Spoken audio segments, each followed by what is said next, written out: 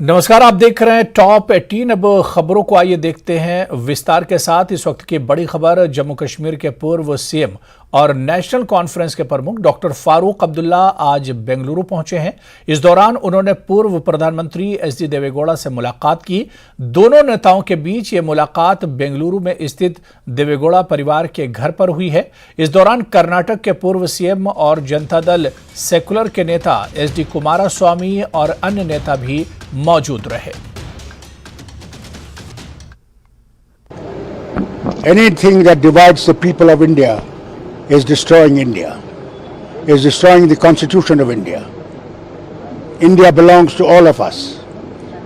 Whether you are Muslim, Hindu, Sikh, Isai, whatever you are, whether you belong to Karnataka, whether you belong to Tamil Nadu, whether you belong to Kashmir, Assam, Bengal, Maharashtra, we're all one. And if these films are used for dividing people, those who are doing this are doing the greatest damage to this nation. Do you want nation to be divided on religious basis, or do you want the nation to be united together? It's a diverse nation. I have nothing common with Karnataka. They have nothing common with Kashmir. What unites us? The desire to work together, to build this nation together and to grow together. That is what is important. आगे बढ़ेंगे। आज श्रीनगर से हज यात्रियों का पहला काफिला 3 बजे रवाना होगा। हज हाउस से श्रीनगर काफिले को श्रीनगर हवाई अड्डे के लिए रवाना कर दिया गया है। आज श्रीनगर हवाई अड्डे से 2 उड़ानें जद्दा के लिए उड़ान भरेंगी। 630 हज यात्री जद्दा पहुंचेंगे। पहली उड़ान 3 बजे होगी, दूसरी 5 बजे उड़ान भरेगी। हज समिति के चेयरपर्सन सफीना बेग ने हरे रंग का झंडा दिखाया और आजमीन के काफिले को रवाना किया।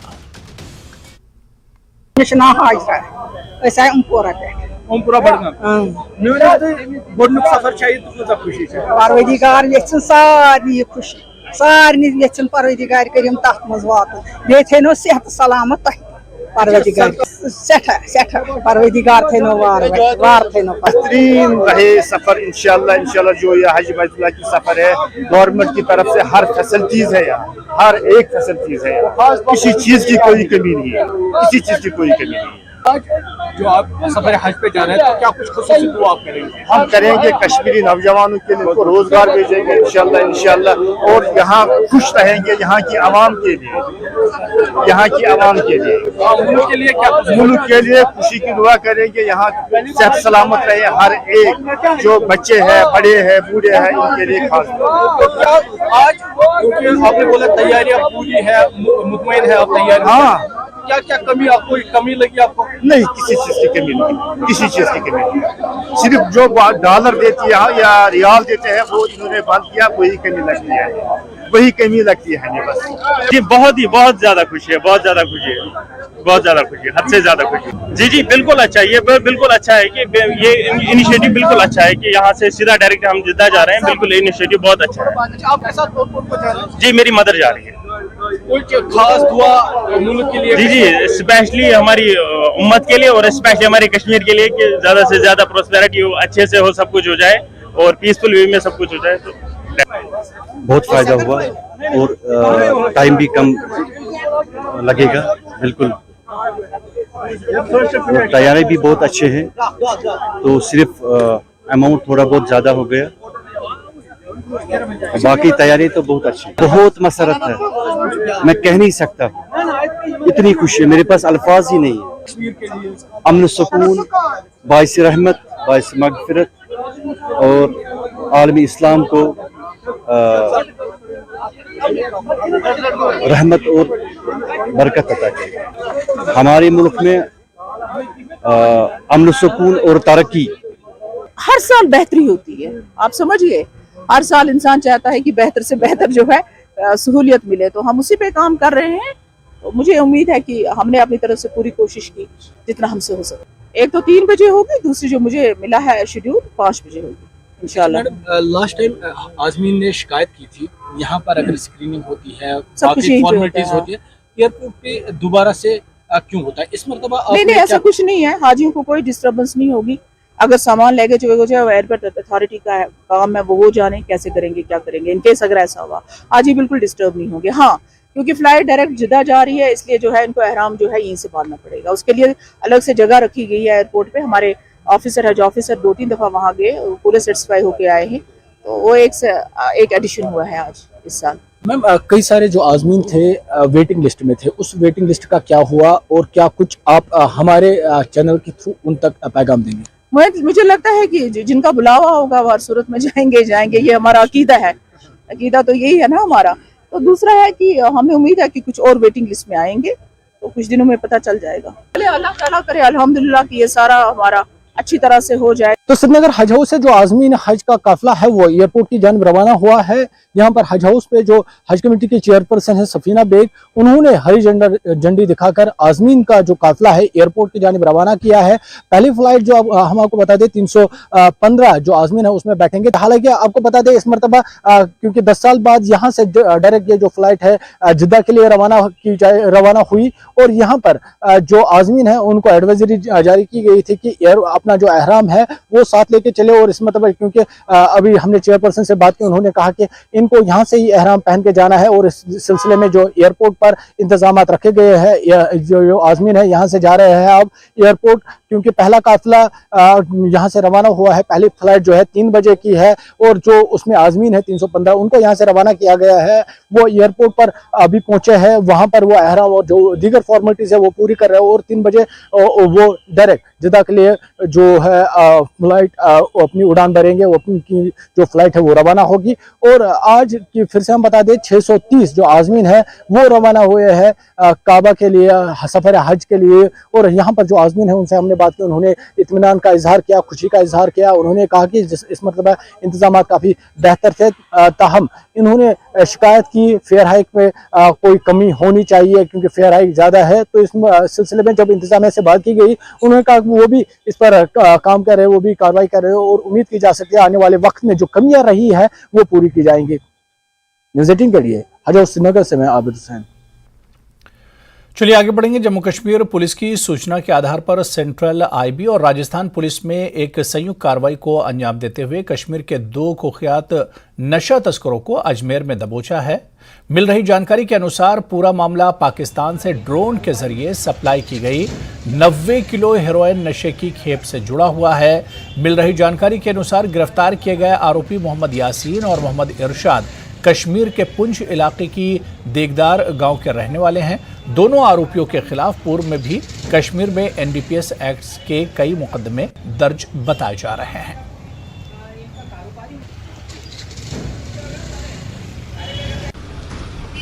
सेंट्रल आईबी की सूचना के आधार पर अजमेर में गंज थाना पुलिस ने कल देर रात एक बड़ी कार्रवाई करते हुए कश्मीर के 2 नशा तस्करों को दबोचा है।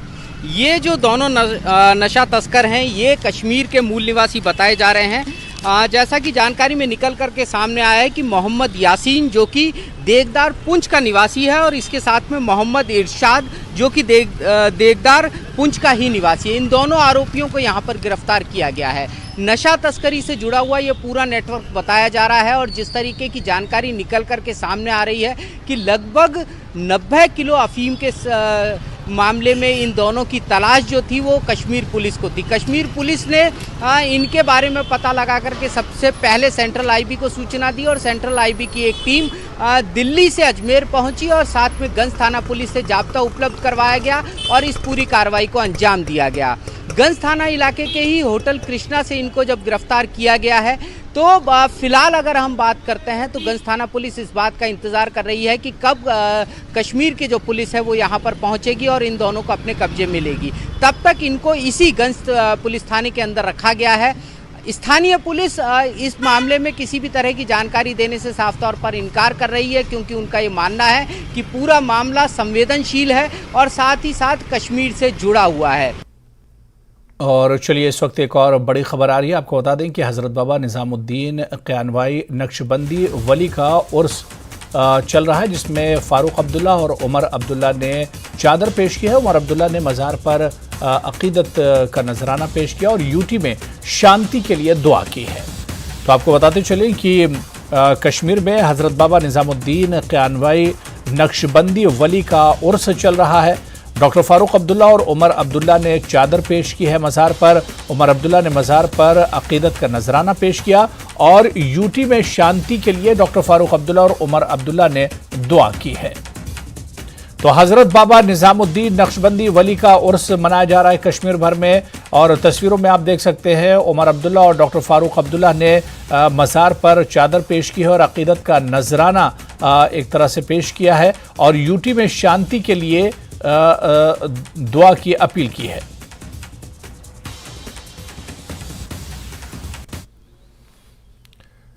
चलिए आगे बढ़ेंगे। आज जम्मू में प्रेस कॉन्फ्रेंस के मौके पर न्यूज़ 18 से बात करते हुए मेयर जम्मू राजेंद्र शर्मा ने कहा कि विकास की गति में तेजी आएगी। मेयर जम्मू राजेंद्र शर्मा हमारे साथ मौजूद हैं। सर, इस साल जैसे कि आपने कहा कि कैपेक्स का जो बजट है वो पहले आया है, इससे क्या बदलाव देखते हैं, किस तरह की गति आएगी विकास?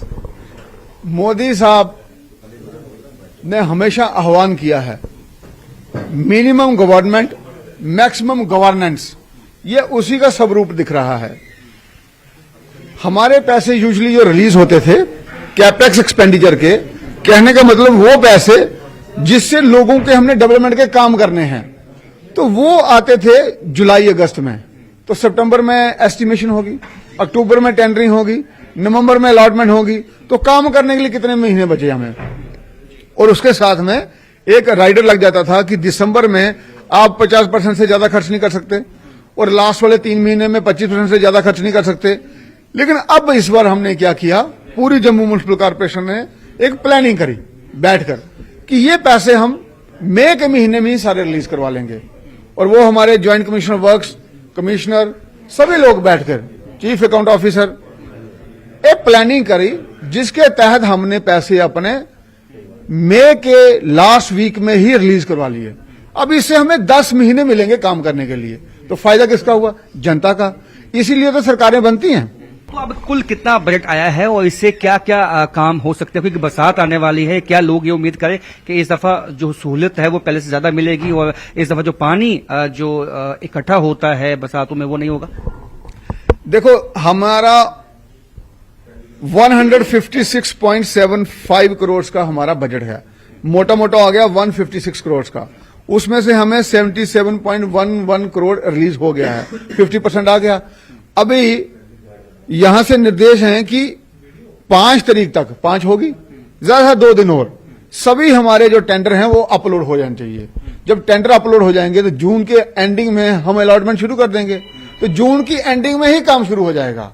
हमने यहां से कुछ हमारे अनयूटिलाइज जो फंड्स हैं वो पड़े हुए हैं, हमने अपने चीफ सेक्रेटरी को ये निवेदन किया है कि आप इन पैसों को अप्रूवल दे दीजिए ताकि हम अपने नाले बनाएं।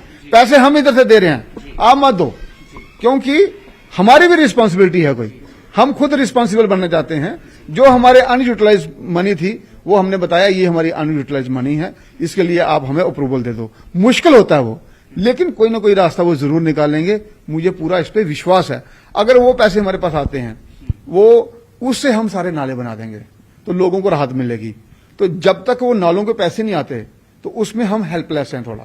तो ये मैं जनता के बीच में बात रखना चाहता हूं, क्योंकि आदमी को चीजें स्पष्ट होनी चाहिए। बहुत बहुत शुक्रिया। तो जिस तरह से अब कैपेक्स का जो एक्सपेंडिचर बजट है वो जल्दी रिलीज हुआ है, इससे टेंडरिंग प्रोसेस तेज होगा और इससे फायदा जो है वो जनता को मिलेगा, ऐसा दावा है जेएमसी मेयर राजेंद्र शर्मा का। कैमरामैन आशु के साथ राजेंद्र, न्यूज़ 18 जम्मू। चलिए आगे बढ़ेंगे। नामवर लोक गुलकार सुरेंद्र मनहास के अचानक इंतकाल पर बड़े पैमाने पर ताज़ियत का इजहार किया जा रहा है। मुताद्दिद सकाफती इदारों और मुमताज फनकारों ने ताज़ियत का इजहार किया है। सुरेंद्र मनहास जी का चला जाना हम सब के लिए एक बहुत दुख भरा समय है। खास तौर पे जम्मू कश्मीर का जितना भी ये म्यूजिक इंडस्ट्री है उसको एक बहुत बड़ा लॉस हुआ है। वो एक अपने आप में इंस्टीट्यूशन थे। आप देखें, वो कंपोजर और एज ए सिंगर और अपना एक बहुत अच्छा वेल एस्टेब्लिश्ड स्टूडियो जम्मू में चला रहे थे। हजारों ऐसे कलाकार हैं जिनको कोई प्लेटफॉर्म नहीं कभी मिला, ना मिल रहा था, उन्होंने उनको प्लेटफॉर्म दिया और दुनिया के सामने लाया। आज सुबह उठते ही एक बहुत ही दुखद समाचार सुनने को मिला कि हमारे बीच सुरेंद्र सिंह मनहास जी हमारे बीच नहीं रहे, जो कि एक बहुत ही वर्सटाइल बहुमुखी सिंगर और एक बहुत अच्छे म्यूजिशियन, रिकॉर्डिस्ट और एक बहुत अच्छे इंसान थे वो। और ये मुझे समझ नहीं आ रहा कि इतनी छोटी आयु में वो हमारे बीच में से उठ के चले गए। आज सुबह सुबह ये जब खबर सुनी कि सुरेंद्र मनहास जी, जो कि बहुत ही अच्छे आर्टिस्ट, अच्छे म्यूज़िक कंपोज़र और साथ साथ उनका एक बहुत अच्छा साउंड स्टूडियो सेटअप भी था, जहां हम सब रिकॉर्डिंग्स करते थे, जम्मू जाके उनसे मिलते थे। एक बहुत ही हंसमुख इंसान, जिंदा दिल इंसान और हर एक की मदद करने वाला इंसान अब हमारे बीच नहीं रहे। भगवान उनकी आत्मा को शांति दे और साथ साथ उनकी फैमिली को ये सदमा बर्दाश्त करने की तौफीक अता फरमाए। और हम सब जम्मू कश्मीर के आर्टिस्ट, बिलखसूस कश्मीरी आर्टिस्ट, उनकी फैमिली के साथ इस गम में शरीक हैं। चलिए आगे बढ़ेंगे। जिला सोलन के कंडाघाट हॉस्पिटल में शिशु रोग विशेषज्ञ 3 महीनों से कार्य पर नहीं आए हैं, जिसके चलते अस्पताल में शिशु विशेषज्ञ का पद खाली है। स्वास्थ्य चिकित्सा अधिकारी जिला सोलन को भी इस बारे में कोई जानकारी नहीं है। कंडाघाट हॉस्पिटल से डॉक्टर के इस तरह से चले जाने के बाद एक ही डॉक्टर पर अतिरिक्त कार्यभार आ गया है। जिला स्वास्थ्य अधिकारी डॉक्टर अमित रंजन तलवार ने मीडिया से बातचीत के दौरान बताया कि बार बार नोटिस देने के बाद भी उनका कोई जवाब नहीं मिल रहा है, जिसके चलते अब इनकी सैलरी को बंद कर दिया गया है और स्वास्थ्य मंत्री को भी इस बारे में अवगत करवा दिया गया है। विशेषज्ञ वहां पर वो कुछ दिन की मेडिकल लीव पर गए थे, उसके बाद उन्होंने ज्वाइन नहीं किया, तो विभाग ने उनको लिखा, लेकिन बार बार लिखने पर भी जब उनका कोई रिस्पांस नहीं आया, तो फिर हमने उनकी सैलरी बंद करके अपना ऊपर डायरेक्टरेट में हमने इन्फॉर्म किया हुआ है, उनकी सैलरी बंद। एक और शिशु रोग विशेषज्ञ भी हैं और अन्य डॉक्टर्स भी हैं, वो तो विभागीय कार्यवाही जो है वो अमल में लाई जाएगी। तो चलिए, इस बुलेटिन में अभी फिलहाल इतना ही। मजीद अपडेट खबरें देखने के लिए आप देखते रहिए News 18 JKLH। नमस्कार।